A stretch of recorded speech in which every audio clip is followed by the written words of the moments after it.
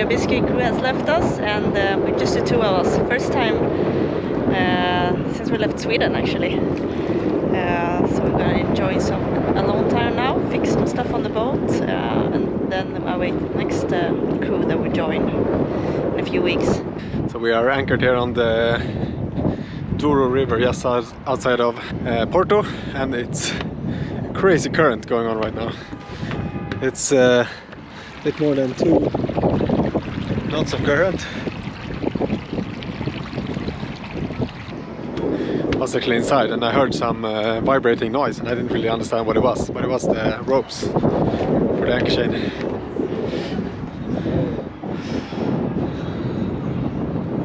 It looks like it's gonna be a pretty nice sunset.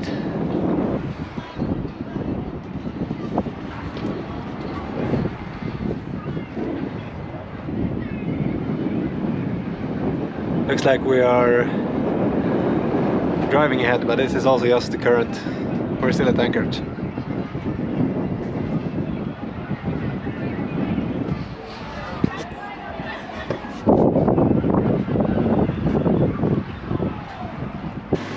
So we thought we were gonna do maybe a little bit of a recap of how life on board has worked so far. We are now in Portugal and have been sailing for almost 50 days. And most of you might know we have done a lot of refit on this boat that had been standing here for 20 years, and now it's out sailing again. And with all the refit work, we thought, share a bit of how it's actually working, what it's could be improved, and what's not working so well, what's working well, and so on. Yeah, we had quite a lot of new untested systems when we left as well, that we now have time to test a bit.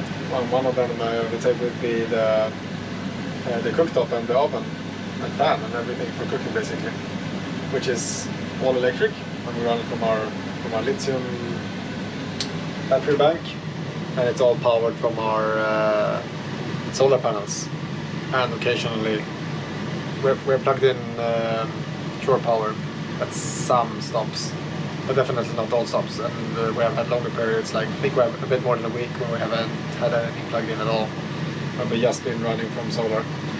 We can just turn this off a bit right now when we're talking. I think it's been working really good so far.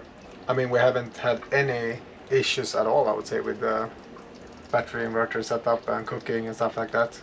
We beefed up with quite a big inverter setup, so we have two 5 kilowatt Victron multipluses, 10 kilowatt of continuous power, and obviously we don't even have appliances to reach that peak load. And to be honest, we might be able to run on just one, but we have occasions when we are running the dishwasher and cooking, for example, at the same time, and then we are above 5 kilowatts, which would mean that we could trip the inverter, and then we would have to kind of think what loads we turn on at the same time. Now we don't have to think about that at all. Now we can just run whatever we want, and that's quite convenient and nice as well. I think we're also super happy with the kitchen fan that we have here, because otherwise it tends to get very humid and moist, and also quite warm inside the boat when you're cooking.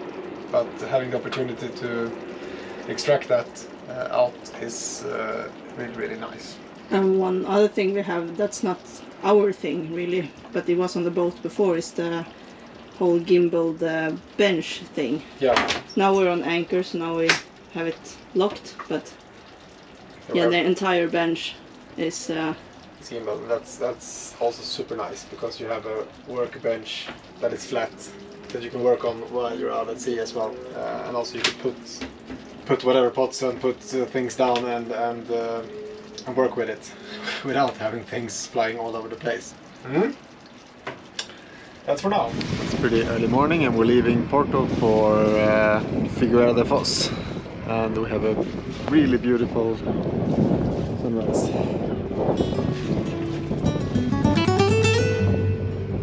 Like the sun coming up through the bridge of Porto.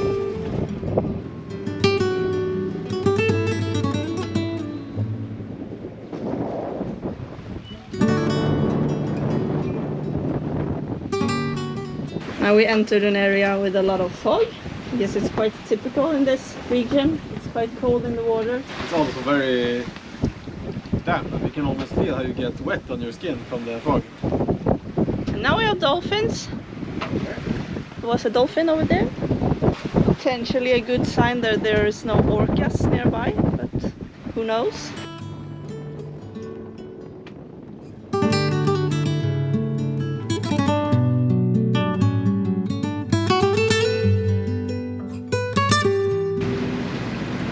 Entering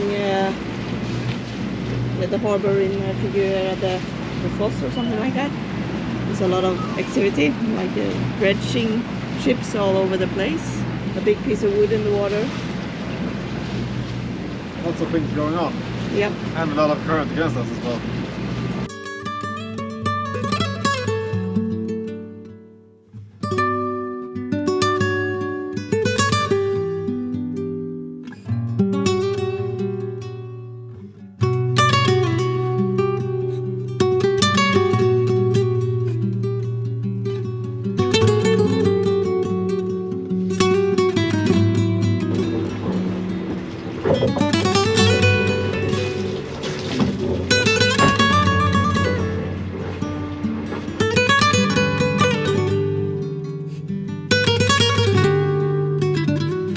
Ja, det är så jävligt segt måste jag säga alltså. Det rör sig något. Sen kör vi.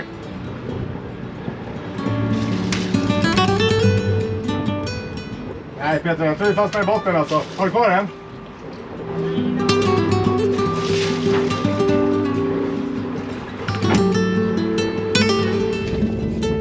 Den drar sig igen eller? Ingen stress. Kom inte så långt sen.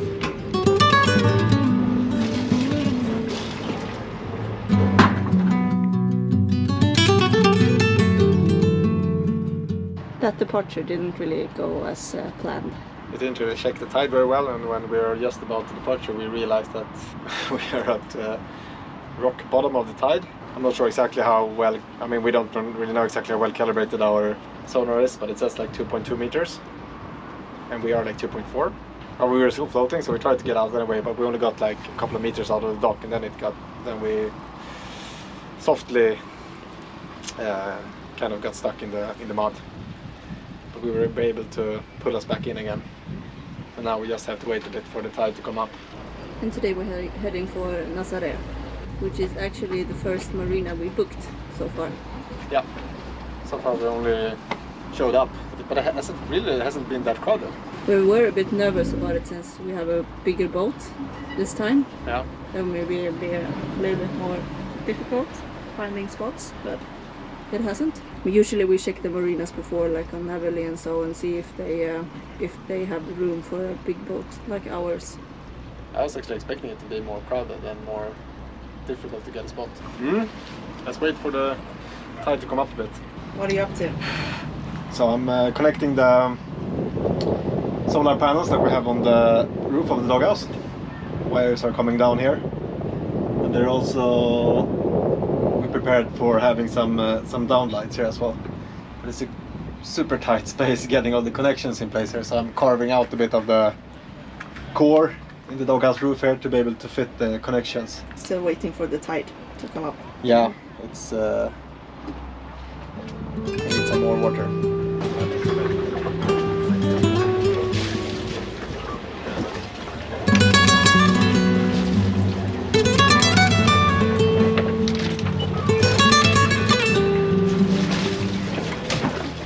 Jag kommer börja gå utåt.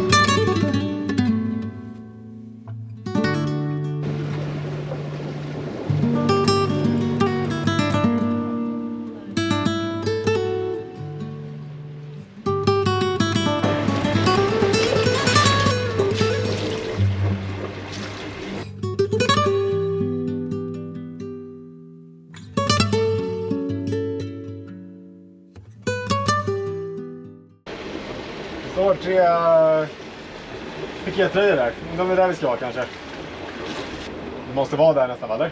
Vi ska på utsidan. Vad sa de? Han vinkar. Ja, vi ska på utsidan. Ja, vi tar ett varv och lägger styrbordssidan inåt.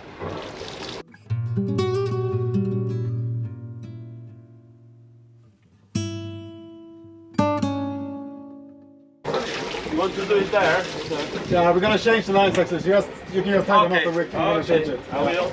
We'll go for some other lines when we're...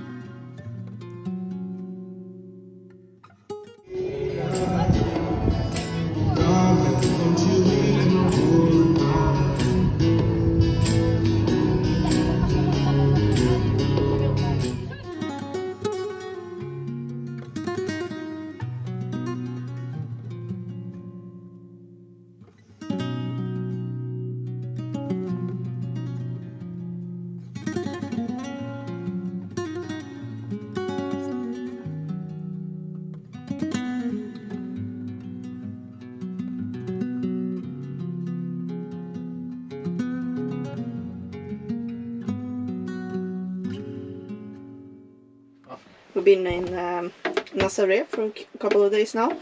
We're gonna stay here a week, and our plan during this time is to get some boat jobs done. One of them was cleaning the bilge because we have had some various leakages over the time. One being the galley sink, and we have had some other leak that we didn't really know of. Water though, fresh water, and then some hydraulic oil from our hydraulic unit has been leaking. Potentially a diesel leak as well. It sounds quite a lot, but it hasn't been that bad. But it was really time to clean the bilge and go through everything. Now we found one of the freshwater system leaks. It was a hose to the boiler that was old and was leaking a bit, so now we changed that one. So hopefully we've sorted that out, and we have sorted out the hydraulic leak we're quite sure of. We have sorted out the galley sink leak, and then we have this potential diesel leak. We think it might be coming from like one of the level sensors in one of our 6 diesel tanks, but we're not fully sure about that yet. But I guess we'll leave that for later. It's not leaking a lot. It's leaking very, very little, but it's you can smell, or you can feel from the smell of what's ending up in the bilge that it feels like it's some diesel in it as well. But this was a quick fix, and that's nice. Now it's time to wrap everything up again here. Okay, so another project to evaluate is the Doghouse. So we have now been sailing almost 2 months with it, and we have finally finalized the last installations, which being the downlights that we have in here. They're pretty nice. They're both white and red light, so you can have them both while sailing and also while at anchor, and you just have some extra light in the cockpit. We also just did the finalized installation of the solar panels on the rooftop. So now we have them wired up in parallel and connected to our 12-volt system. We were thinking a bit forth and back. The initial plan was actually to connect them in series and let them charge the 48-volt battery, but we think that it would have been less efficient, as one of the panels on the rooftop is almost always shaded by the boom or by the sail or by something. So I think this would be a more efficient setup. The downside of it is obviously that we don't really have a big 12-volt bank that can take care of all that energy. We kind of need to use it while it's sunny in some way, which is a bit more tricky. But yeah, let's see how it works. We'll evaluate it for a while, and then we will see if we're gonna change anything. I mean, obviously we knew that the protection of the Doghouse would be a nice thing to have, and that has really proven to be correct, I would say. I mean, it's super nice sitting here behind the windows and look out and not be really into the weather and wind, and yeah, so that's obviously very nice. And then the thing with the Doghouse that was probably the biggest uncertainty was the whole main sheet beam. We put quite some effort in trying to calculate the correct design to be able to withstand the loads, but obviously it's quite difficult when you don't really exactly know what loads to expect.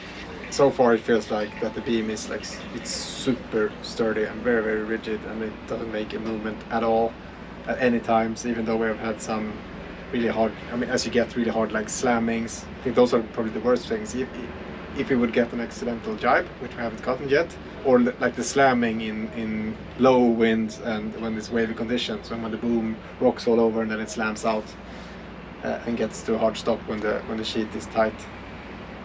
But even in those situations, it feels like something else will break before the beam breaks. I mean, it feels like it's really super sturdy, and that feels very nice.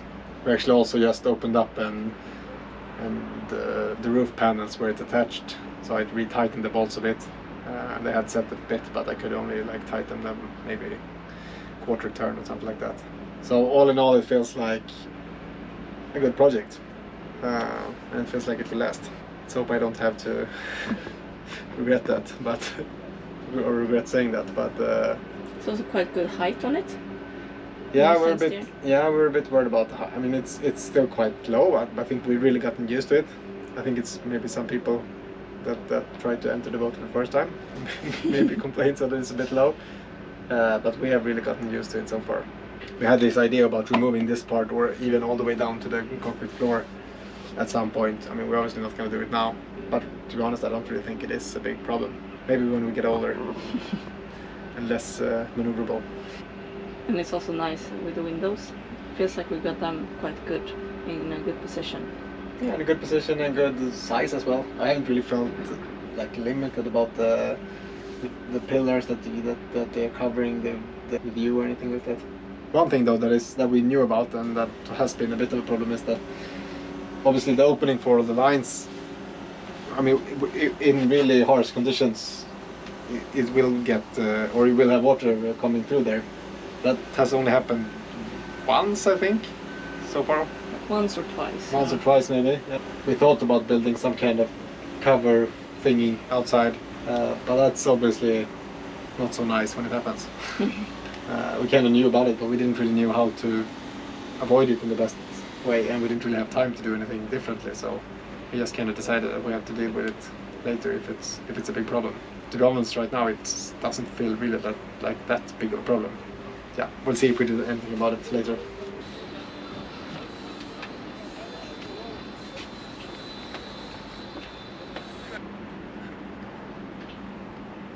So next thing on the list of projects to evaluate is the solar arc. I'm not sure, it's not that much to say about it, to be honest. It feels very sturdy. I wouldn't say we would have done it in any different way. Maybe the whole dinghy dab thing we haven't really sorted out. I mean, we don't really have a good pulley system for it yet, so it's quite difficult or quite heavy to pull it up. So that's probably something that we need to work out, but it's not really part of the solar arc design by itself. It's more about sorting out the lines and pulleys there. We have missed a little bit with the flag though. Yeah, we missed that part. Didn't really think about it, so that you have to take the flag off when you lower the davit. We have already broken the flagpole once, but it's gonna happen again at some point. It's also, I mean, even though obviously we can put the dinghy in different heights depending on the length of the line. We have had it quite far, high up, so you can see underneath. Even though it's quite some mess far up, it doesn't really feel strange or bad at all when you're out sailing with it. I mean, it's really feels very sturdy and it stays in place very well. And also the solar panels are, I mean, they stay where they are, kind of. It's not as much to say about it. We have definitely gotten some rust stains here and there. I think we kind of expected that as well. It feels like everything gets rusty. But I guess if you go over it with some anti-rust thingies, I'm not sure what it's called, these acids that you can put on a couple of times, it should probably get better. We haven't done it yet, no. All in all, we're very happy with it. It gives some shade, it feels a little bit enclosed. I mean, it's actually super nice that you can stand up here, get a really good view while sailing, especially here along the Portugal's coast where you want to look for fishing buoys and stuff like that. Yeah, you don't feel like it's in the way when you're in the cockpit, which is nice. And we also have a good room for if you want to put the bimini here in between the doghouse and the ark. I think we wouldn't have done it any differently. I'm really happy we put in this reinforcement bar because I think that makes a huge difference for the sideways stiffness of it. What is the next project? We are setting up a filter for filtering the drinking water that we fill from marinas. This is something that we probably should have done a bit earlier, but we were kind of, or I know, the plan was really to get the water maker installed earlier and use that one more. We still haven't installed it yet, and we fill quite a lot of water from the marinas, and that has not been a problem when you are in like Sweden, Northern Europe. It's not as much chlorine in the water, but the further south you get, the more and more chlorine there is in the water. Yeah, we're drinking quite a lot of the tap water, so it's it's nice to have good water in the water tanks, basically. So now we bought this 2-stage filter that we're setting up together. So it's like a sediment filter and then an active carbon filter to first reduce if there are any particles in the water, and then basically to reduce some of the chlorine to get some better taste. And I think even though we will get the water maker up and running soon, I hope, there will still be occasions when we're gonna fill water from marinas. It's not all the time that it's super nice water, so it feels like it's a good thing to filtrate it a bit.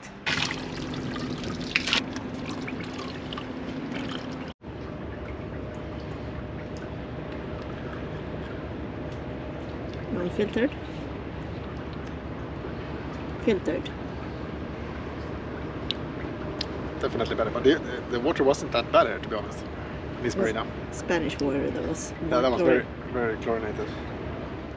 Okay, so we started with removing the old main sheet traveler, as we kind of believe in our new main sheet beam system now, and it's pretty much in the way in the cockpit. So we will remove it and fill up all holes with epoxy to seal it, because there's quite a lot of holes here and some of them has been leaking, I think. And it's also going to be really nice to get rid of it, the traveler, because it's collecting a lot of dirt in the cockpit.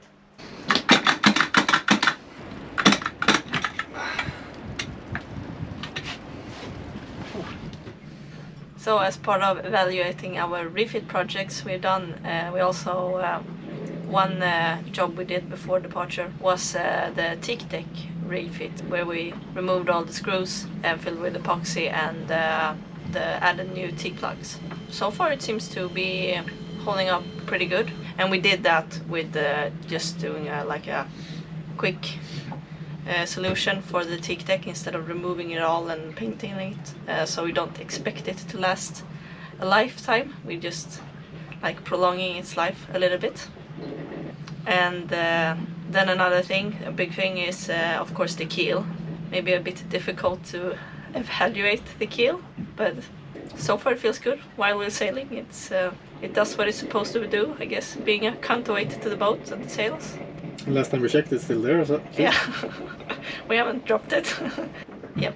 Of course we bought the boat on land without testing the old swing keel that we had, so we don't really know if there's a difference in sailing performances or in sailing performance and hydrodynamics. So we don't know.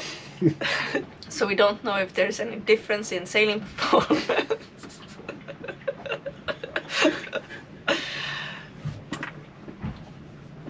Performance or hydrodynamics compared to the old keel. Land and didn't put it in the water.